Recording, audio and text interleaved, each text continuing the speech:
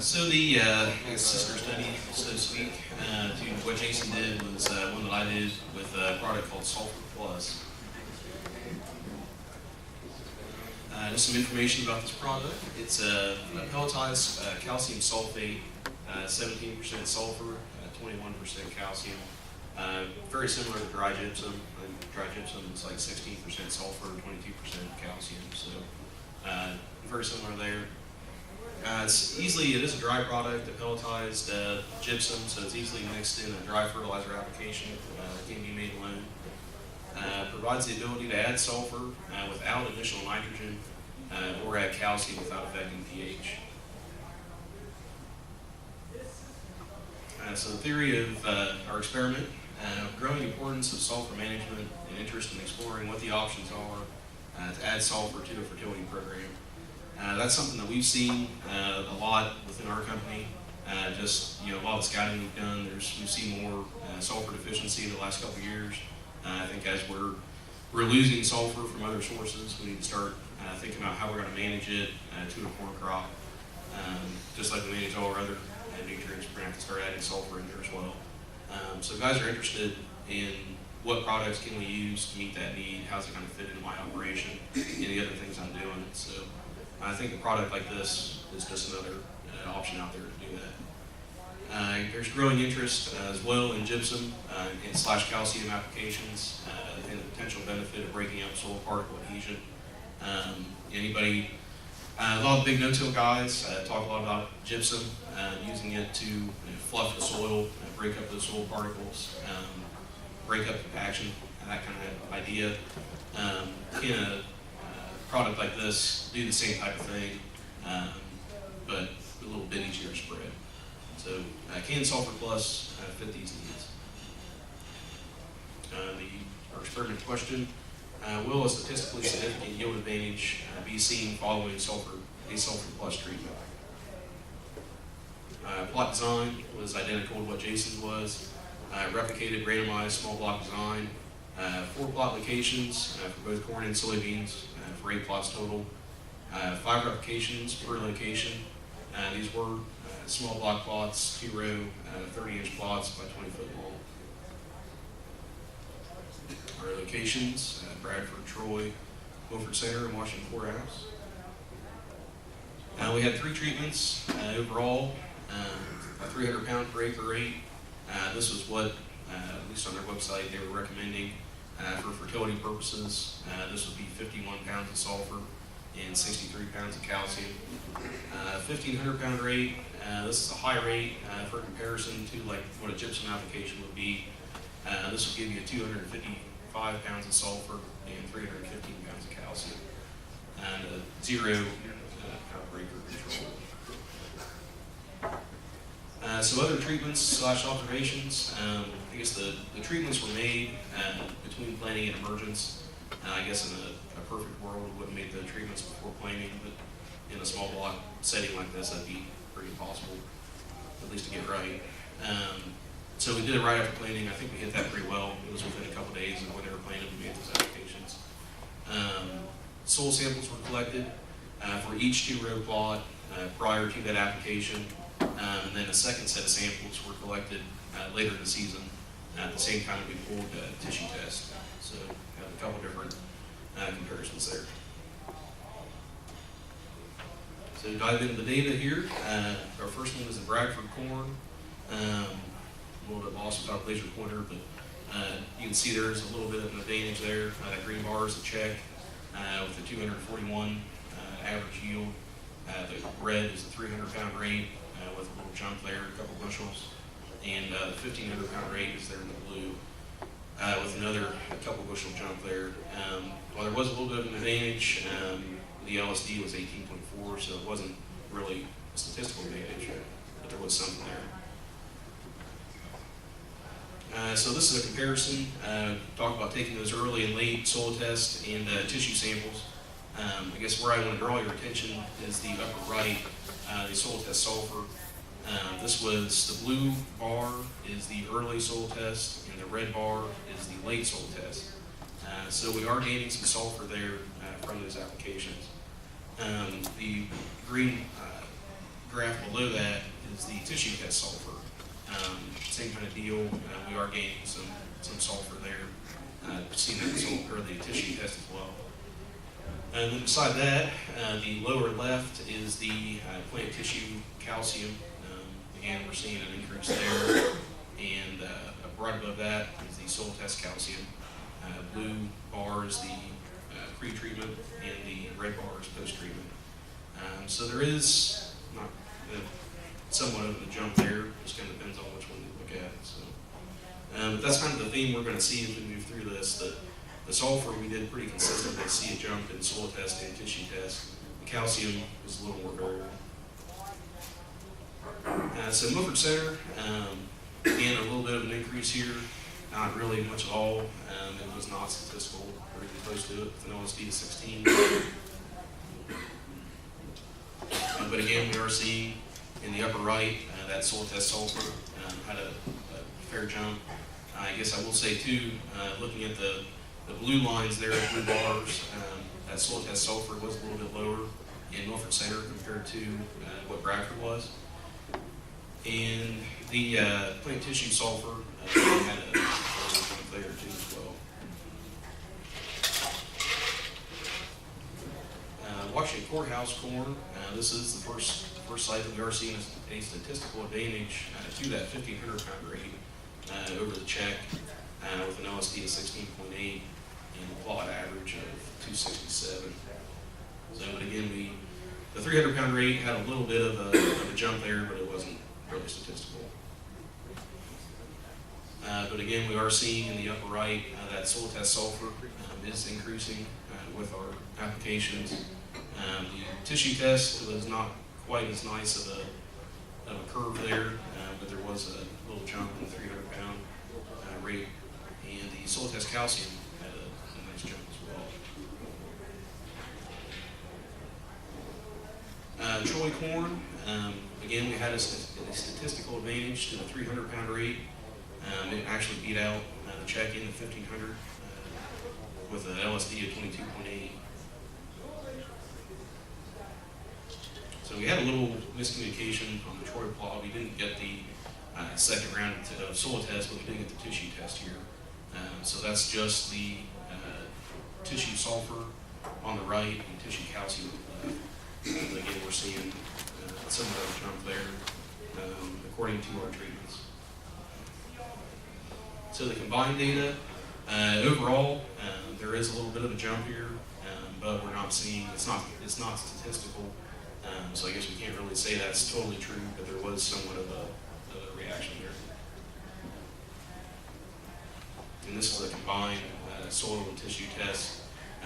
Again, what we've been seeing as we go through this is that combined soil sulfur did increase pretty substantially by our treatment applications. And the tissue sulfur as well, got a little jump there. The calcium overall, there was an increase there in the soil test calcium according to our treatments as well. So as we were working through this data, we had a couple that were statistically different, had an advantage to the treatments, but why were those and nowhere else? So we looked at the average early soil test sulfur readings is on the top right there. You can see the Milford Center and Washington Courthouse were quite a bit lower than what the Bradford and Troy was. So does that match up with what we're seeing in yield? Well, sort of. The Washington Courthouse did have a lower sulfur, and we had a large advantage there in the 1,500 pound treatment. Currently my labels got a little bit messed up on the graph on the left. The blue bar is the 1,500 pound treatment difference over the check, and the red bars are the difference, the 300 pound treatment over the check. So remember back to what we were just looking at, the 300 pound treatment at Troy and the 1,500 pound treatment at Washington Courthouse is what we're seeing there, with the longer bars on the right side of that graph. So the lower right graph is the early soil test calcium. You can see the Troy was quite a bit lower there too. So could that be playing a factor in what we're seeing, that 300 pound treatment being statistically different there? Certainly it's going to help. Things didn't match up quite as nicely here as I was hoping they would, but there is a little bit of correlation. So I guess thinking back to what Jason showed in Troy, those pH levels were fairly low there as well, and we're seeing a lower calcium. So I would think we would maybe get an advantage out of a treatment like this there by providing so much calcium. So the corn summary, there seems to be a yield response in general. Usually, at least on the corn side, we were seeing a little increase in yield as we move through the treatments.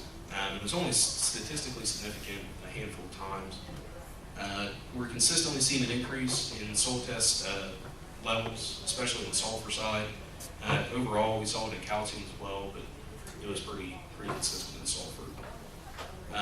So why were we seeing more of a yield advantage there? I mean, it was obvious that we were doing something by applying that product in the soil test. We were seeing a difference there. Why not in yield? Well, it's all about the yield limiting factors, or the lowest state in that barrel to affect yield. So apparently sulfur or calcium weren't necessarily always a factor there. There was something else going on, maybe water stress, nitrogen loss, something else there. So dive into the soybeans here. Again, I'm not really sure what happened with my label there, but that's the 1,500 pound rate in the blue, 300 pound rate in the red, and the check is green. There was a statistical advantage to the 1,500 pound treatment with an LSD4. And again, this is the soil test and the tissue test results. Soil test sulfur in the upper right, we are seeing a jump the early versus the late soil test after these applications.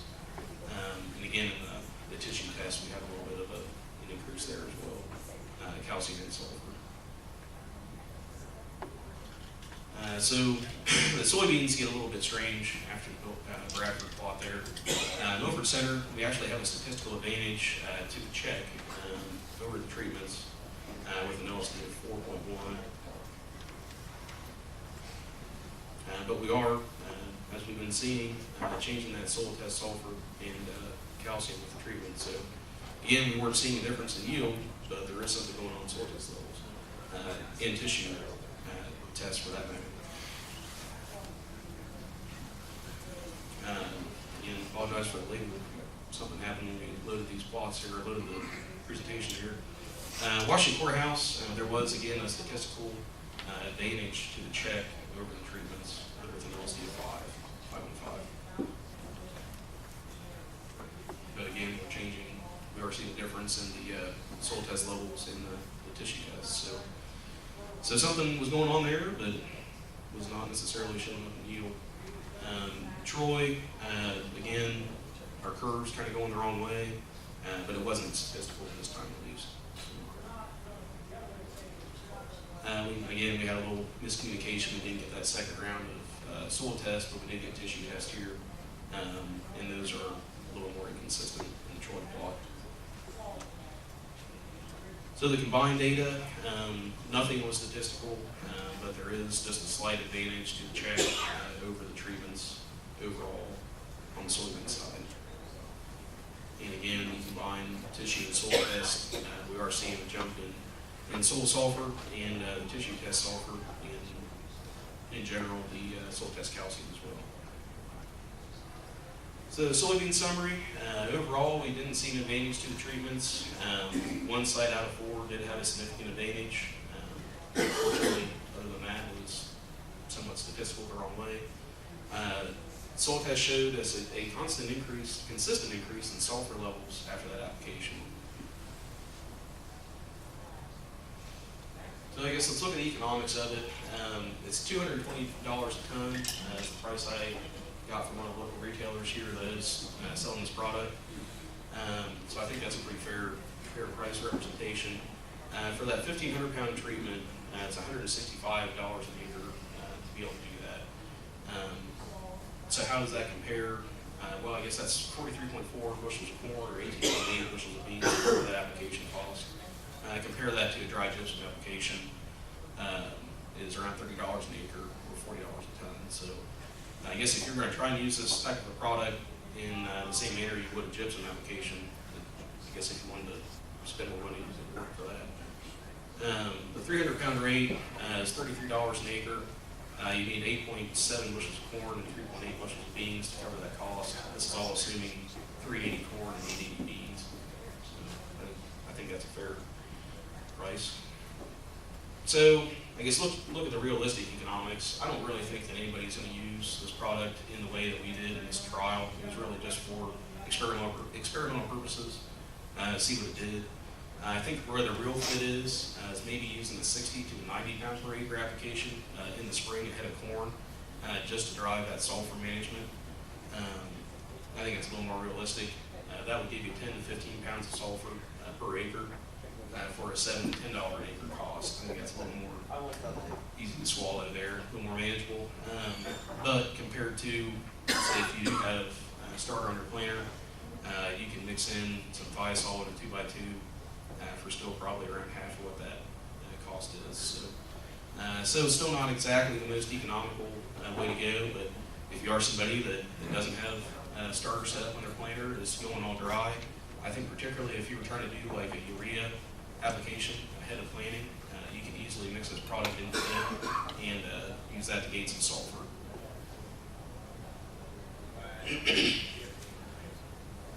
So overall conclusion, our yield results were inconsistent in general, but was showing a slight benefit overall, but was statistically significant only a handful of times. Did consistently increase sulfur levels, so I guess I'm trying to avoid saying that this product didn't do anything because we didn't see an advantage in yield. We did see that difference in the soil test, so it was providing us some sulfur, it was providing us some calcium, just for whatever reason it wasn't really showing us some yield. So a big thank you to Chara as the parent company that distributes Sul4-Plus, and specifically John and Gilbert's in the Marysville area in Minnesota. That's who we worked with to get this all set up. And I guess we discussed maybe doing this again next year. I think it'd be interesting to see what another round of testing does, and maybe make some tweaks to what we're doing with the treatments, just to see where it takes us. You may have any questions? Yes, sir. What's the reason for only 20-foot long? Say again.